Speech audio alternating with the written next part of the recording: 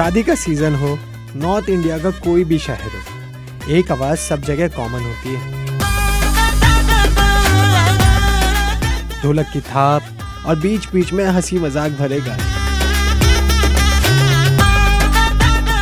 जिनको कुछ लोग गाली गीत कहते हैं, कुछ गारी, कुछ सीठने और कुछ ढक्कन। ये डिस्कशन हो रहा है, ये रील शूट हो रही है। अरे भाई इधर क्यों खड़ी है? अंदर नहीं जाना डिस्कशन में। डिस्कशन है ये, डिस्कशन के नाम पे कुछ भी कर रहे हैं। सारा का सारा इंस्टाग्राम ही ऐसा लग रहा है उठ के आ गया है, यहाँ भी यही चल रहा है, वहाँ भी यही चल रहा है। मेरी तो कुछ समझ। तू नई आई है ना, इसलिए तुझे पता नहीं है। पिछली बार की तरह आज का डिस्कशन भी काफी मजेदार होने वाला है, पर मैं तुझे नाम नहीं बताऊंगा, डायरेक्ट जाके सुनाऊंगा, क्योंकि इस टॉपिक में फैक्ट्स भी है और फन भी है, क्योंकि ये टीम स्कूल की है और अगर ध्यानपूर्वक सुना जाए तो इसमें पीस भी मिलेगा। अब खड़ी क्यों है? चलना नहीं है? चल। तनी सुनेला सुनली सारे तब जाइया, तनी सुनेला नीला चार में पैदल बाजार रोके 100 गोकार, तनी सुनेला समझी सारे तब जाइया, तनी सुनेला।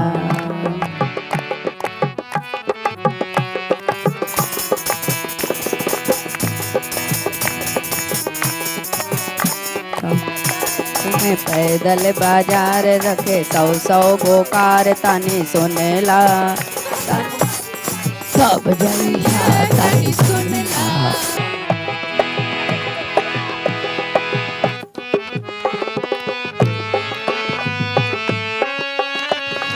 ई बूढ़ा बाबा के पकल पकल दाढ़ी, ई बूढ़ा बाबा के पकल पकल दाढ़ी, ई बूढ़ा बाबा के पकल पकल दाढ़ी। क्या बात है?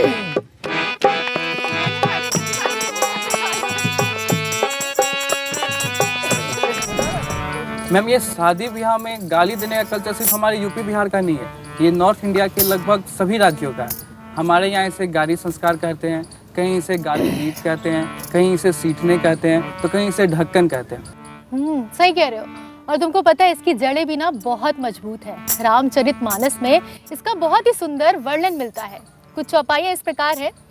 छरस रुचिर बिंजन बहुजाति, छरस रुचिर बिंजन बहुजाति, एक एक रस अगणित भांति, जेवंत देहि मधुर धुनि गारी, जेवंत देहि मधुर धुरि गारी, ले ले नाम पुरुष अरुनारी, समय सुहावनी गारी बिराजा, हसत राव सुन सहित समाजा, हसत राव सुन सहित समाजा, एहि विधि सबहि भोजनु कीन्हा, एहि विधि सबहि भोजनु कीन्हा, आदर सहित आचमनु दीन्हा। और इसका क्या मतलब? इसका मतलब ये, जब राजा दशरथ सभी बारातियों के साथ बैठकर 6 रसों से बना हुआ भोजन कर रहे थे ना, तब मिथिला की जितनी भी औरतें वहाँ मौजूद थी, उन सभी बारातियों का, जो भी उसमें महिलाएं और पुरुष थे, उन सभी बारातियों का नाम ले लेकर गारी गारी थी। और ये सब कुछ देखकर राजा दशरथ और वहाँ मौजूद सभी बाराती बहुत ही आनंदित हुए थे। एक मिनट, लेकिन वाल्मीकि रामायण में तो इसका कोई डिस्क्रिप्शन नहीं है, कोई वर्णन नहीं है। हाँ, क्योंकि वाल्मीकि रामायण ना एक महाकाव्य है। उसका जो मेन सब्जेक्ट है वो धर्म, कर्म और नीति बेस्ड है, इसलिए उसमें सामाजिक रीति रिवाज, शादी ब्याह का उल्लेख नहीं मिलता। लोक परंपराओं और शादी गाने का जो उल्लेख है ना, वो भक्ति ग्रंथों में मिलता है। ओके, भक्ति ग्रंथ मतलब वो ग्रंथ जो भारत में भक्ति आंदोलन के टाइम पर लिखे गए थे। यानी रामचरितमानस भक्ति आंदोलन के टाइम पे लिखी गई थी। हाँ, इसका रचना काल 16th सेंचुरी का है और जो हमारा भक्ति आंदोलन है वो 7th सेंचुरी से लेकर 17th सेंचुरी तक चला। तो वाल्मीकि रामायण कब लिखी गई थी? इसके ना 3 अलग अलग दावे हैं। ब्रिटिश हिस्टोरियन जी गौरेसिया के हिसाब से ये 3400 साल पहले लिखा गया और एक हिस्टोरियन D.A.W. श्लेगेल कहते हैं कि ये 3300 साल पहले आया। तो वहीं एक प्रोफेसर कामिल बुल्के का कहना है कि ये 2400 साल पहले लिखा गया। तो रामायण हो कब रहा था? ढक्कन, वो तो त्रेता युग की बात है। तो कितने साल पहले? कितने साल नहीं, 2 युग पहले। यानी ओ माय गॉड, मतलब इस बात का क्या प्रूफ है कि रामायण तब की है? There are lot of proofs. Lepakshi, कोबराहुट केव, पंचवटी, अशोक वाटिका, ये सब तो ज्योग्राफिकल प्रूफ्स है। बट डू यू नो कि वाल्मीकि रामायण की एक चौपाई में हमें 4 दांत वाले हाथी का भी वर्णन मिलता है और उसके फॉसिल्स हमें 1870 में मिले थे। अरे वाह। या सुंदरकांड के एक श्लोक में महर्षि वाल्मीकि लिखते हैं, वर्णश्ये चतुर्दंते श्वेता भ्रमे चयोपमे भूषितम रुचिद्रवनम मनतस्य मृग पक्ष भी। जब हनुमान जी जंगल से गुजर रहे थे, उन्होंने 4 दांत वाले सफ़ेद हाथी देखे। बाद में 1870 में जो फॉसिल मिला उसे साइंस ने गोम्फोदर नाम दिया। कार्बन डेटिंग से उसकी एज 10 लाख से 50 लाख साल के बीच निकली। इसके अलावा रामायण एक ऐसी कहानी है जो दुनिया में अलग अलग भाषाओं में 50 से भी ज़्यादा भाषाओं में लिखी और पढ़ी जाती है। और भारत के अलावा भी 9 ऐसे देश है जहाँ पर रामायण सुनी और पढ़ी जाती है। सबसे ज़्यादा फोक नरेटिव्स भी रामायण पर ही बेस्ड है। राजा दशरथ जी कलन होशियारी, राजा दशरथ जी कलन होशियारी, एक मर्द पर एक मर्द पर 3 गो नारी, बताब देत काहे गारी, बताब बबुआ लोग देत काहे गारी, बताब बबुआ। राम जी से पूछे हो, राम जी से पूछे जनकपुर के नारी, बताब बबुआ लोग देत काहे गारी, बताब बबुआ लोग देत काहे गारी, बताब बबुआ लोग देत काहे गारी, बताब बबुआ लोग देत काहे गारी। क्यों भाई, अब तो आ रही है वाइब? वाइब तो आ रही है पर समझ में अभी भी कुछ नहीं आया। अबे अभी नहीं आया, तो हमें भी समझ नहीं आया तुमको। जरा आप एक बार थोड़ा सा मतलब बता दो इस गाने का। हाँ, इसलिए है कि राजा दशरथ को 3 रानियां, इसलिए वो कैकई उनकी सबसे प्यारी रानी थी, क्योंकि कैकई ने राजा दशरथ को युद्ध से बचा कर जीत करके लाए थे, तो उनकी प्यारी रानी हो गई। सुमित्रा जी को ब्याह के लाए थे और कौशल्या उनकी पहली ब्याहता थी। तो और गारी क्यों गाते हैं? गारी का मतलब ये हुआ, अपभ्रंश गारी हुआ है। गारी का यह है गहरी दिल से प्यार, उसको गारी बोलते हैं। तो गहरी के नाम पर गारी हो गया। समय अनुसार गारी में हंस के खाएं, प्रेम से खाएं, जैसे हम लोग सब हंस रहे हैं, मुस्कुरा रहे हैं, आनंद ले रहे हैं, हर खाने का स्वाद आता है, उसको गारी बोलते हैं। यानी गाली सी बॉन्डिंग। गाली से बॉन्डिंग, गारी गाना माने सब मिल करके एक प्यार दुलार आशीर्वाद देना है, मिल के एक भोजन करना है, उसमें आनंद होता है। अब ये गारी देना परंपरा है, ये समझ आ गया। इसका रामचरितमानस में उल्लेख है, ये भी समझ आ गया। लेकिन इसका कारण क्या रहा होगा? इसका कोई भी शब्द में संस्कार लगा के, जैसे गारी संस्कार, ऐसी परंपरा बनाई क्यों गई? देखो जानवी, ये तो होगी एक बात। इसके पीछे का एक कारण ये भी है कि कलेक्टिव सिंगिंग से ना हमारे ब्रेन में कई सारे फील गुड न्यूरोकेमिकल्स रिलीज होते हैं, जैसे डोपामीन, एंडोर्फिन, ऑक्सीटोसिन। और जो तुम्हारा स्ट्रेस हार्मोन है, स्ट्रेस न्यूरोट्रांसमीटर है, जिसे हम कॉर्टिसोल बोलते हैं, उसके लेवल्स भी कम होते हैं। बट बाबू, ये तो हो गई एक केमिकल लेवल पे बात। अगर तुम इसे फिजियोलॉजिकल लेवल पे देखोगी तो कलेक्टिव सिंगिंग से फिजियोलॉजिकल सिंक्रोनी होती है। आई, ये क्या होता है?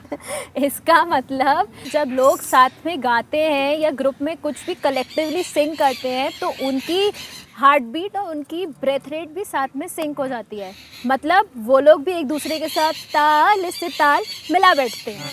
और इसका ना कलेक्टिव सिंगिंग का ना एक साइकोलॉजिकल इम्पैक्ट भी है, जिसे हम बोलते हैं कलेक्टिव एफरवेरेंस। मीन्स जब लोग बहुत ज़्यादा डीप में जब किसी चीज़ में खो जाते हैं, चाहे वो कोई इमोशन हो, चाहे फिर वो कोई रिदम हो, कलेक्टिव एफरवेरेंस। एक मिनट। जी, आप लोग शुरू रखिए, हम लोग को दीजिए इजाजत, हम लोग को और भी जगह जाने हैं। तो एक गाना तो गा दीजिए। ठीक है, आइए।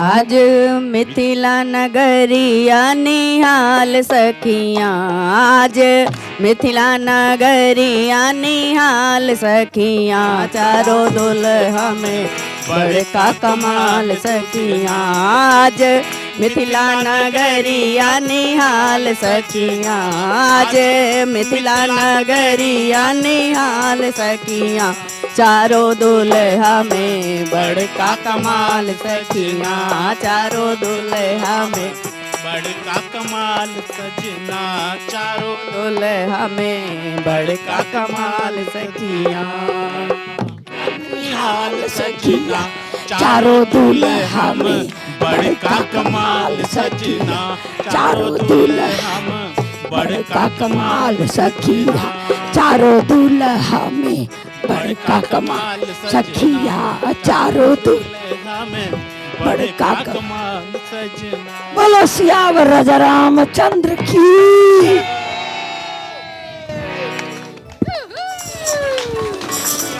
Thank you so much.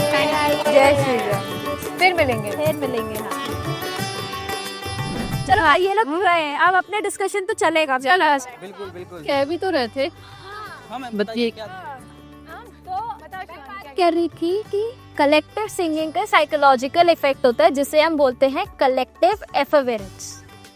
इसमें होता है कि जब कोई भी ग्रुप ऑफ पीपल किसी भी एक चीज में बहुत गहराई से डूब जाता है ना, चाहे वो एक रिदम हो चाहे वो एक इमोशन हो, तो उससे ना बहुत इंटेंस यूनिटी की फीलिंग आती है, एक स्ट्रॉन्ग सेंस ऑफ बिलोंगिंगनेस आ जाती है जो सोशल बॉन्ड्स में बहुत हेल्प करती है। भाई मैम फिर भी गाली ही क्यों? कलेक्टिव सिंगिंग के लिए कुछ और भी तो हो सकता था। हाँ, मंदिर में कीर्तन करना, घर पर आरती करना, ये सब सुनते नहीं हो क्या? जब आरती करते हैं तो ऐसा नहीं लगता कि एक पैर हमारा खुद ब खुद मंदिर की तरफ चल पड़ा हो? आरती करना एकजुट होकर, ये भी तो हमारे संस्कार ही हैं। बाबू, साइकोलॉजिकली हम इसे कह सकते हैं that conditioning of your brain by your present environment based on some past inputs. हालांकि संस्कार और कंडीशनिंग को एक साथ बोलना, मतलब एक जैसा बोलना थोड़ा गलत हो जाएगा, बट अगर तुम अपकमिंग जनरेशन के संस्कार को इमेजिन भी करोगी ना, तो तुम ये समझोगी कि हमारे संस्कार में बहुत सारी इंफॉर्मेशन हमारे बारे में, हमारे प्रकृति के बारे में इनकोडेड होती है। मैम, संस्कार बाय डेफिनेशन क्या, और संस्कार और कंडीशनिंग अलग अलग भी कैसे हैं और एक भी कैसे हैं? देखो मैं बताती हूँ। संस्कार मतलब कॉन्शियस कल्टीवेशन। संस्कार शब्द जो है ना, वो संस्कृत से आया है जिसका अर्थ है अंदर से सुधार करना या शुद्धि करना। संस्कार में एक कॉन्शियस प्रोसेस है जिसमें विवेक, ज्ञान और सही भावना से इंसान अपने कर्म और सोच को उच्च बनाता है। संस्कार का उद्देश्य है अपने मन को नियंत्रित करना, आत्मा को शांत रखना और धर्म के अनुसार जीवन जीना। संस्कार जो है ना, बहुत ही एक्सपेंसिव होता है। ये इंसान को मुक्ति दिलाता है और ज्ञान में और सुखद अनुभव कराता है। जबकि कंडीशनिंग ना एक साइकोलॉजिकल रिस्पॉन्स है। बार बार किसी पैटर्न, बिलीव या फियर के थ्रू आपके दिमाग में ना एक ऑटोमेटिक रिस्पॉन्स सेट हो जाता है, और मोस्टली पता है ये अनकॉन्शियस होता है। जैसे लड़कियां कमजोर होती हैं, पैसा ही सब कुछ है, गलती माने पनिशमेंट, ये हमें पता नहीं चलता है कि हमारे दिमाग में सेट है, बट हम इस पर रिएक्ट कर देते हैं हमेशा, बिना समझे बिना जाने। कंडीशनिंग ना आपकी फ्रीडम को बहुत ज़्यादा लिमिट करती है। क्यों? क्योंकि आप सोचने की जगह आप फिक्स पैटर्न पर ही रिस्पॉन्स करते हो। ये लिमिटिंग होती है समाज, परिवार, अनुभव से बनी हुई प्रोग्रामिंग। तो क्या हम प्रोग्राम्ड हो गए हैं? बेटा, ये तो तुम खुद सोचो। अगर तुम अनकॉन्शियस और रिएक्टिव हो, अगर तुम्हारे बिहेवियर में रिपीटेटिव पैटर्न्स हैं, या तुम्हारी परफॉर्मेंस पनिशमेंट या रिवॉर्ड बेस्ड ही है, तो yes, you are being programmed. और संस्कार के कीवर्ड्स क्या है? संस्कार मतलब conscious and value based wisdom, धर्म, रिफ्लेक्शन, कंपैशन, ट्रुथ और expanded awareness. Cool, then we are being programmed, hence fruit. लेकिन बात घूमकर तो वहीं पे आ जाती है कि आरती था, कीर्तन थी, इतने सारे पॉजिटिव फॉर्मेट्स थे, फिर भी गाली ही क्यों?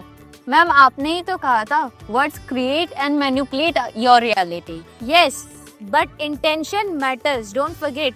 शैलो स्पीच कभी भी मैनिफेस्ट नहीं करती। मैनिफेस्ट करने के लिए तुम्हें डालनी पड़ेगी उसमें प्राण ऊर्जा, और प्राण ऊर्जा डालना बहुत आसान नहीं है, बहुत डिफिकल्ट होता है, समझी? वैसे ma'am, it is very deep, it needs to be decoded. हाँ, तो बेटा पहले फिर समझो कि इट्स गारी, नॉट गाली। ओके। अब जैसे कभी कभी तुम घर पे कुछ कर देते होगे, तुम्हारे मम्मी पापा तुमको चिल्ला देते होंगे, या ऑफिस में काम नहीं करते होगे, या लेट आते होगे, तो तुम्हारे बॉस भी तुम्हें कभी कभी डांट देते होंगे, तो वो आपको गाली नहीं देते हैं, वो गरियाना उनके अपना फ्रस्ट्रेशन एक्सप्रेस करने का तरीका होता है। वो हमें ये बताता है कि कुछ तो गड़बड़ हुई है। तो गरियाना इज नॉट ऑलवेज गाली देना, अपशब्द नहीं है वो। पहले के गानों में ना, पहले के गीतों में तंज होते थे, ताने होते थे, वो इंसल्ट नहीं करते थे। वो बेसिकली बहुत साइलेंटली समाज में जो कुरीतियां थी ना, उन्हें हाईलाइट कर देते थे। अभी कौन सा गाना था यार जो वो बहुत हाईलाइट हुआ था? गाड़ी लेवे घोड़ा लेवे हीरो होंडा, गाड़ी लेवे घोड़ा लेवे हीरो होंडा, गाड़ी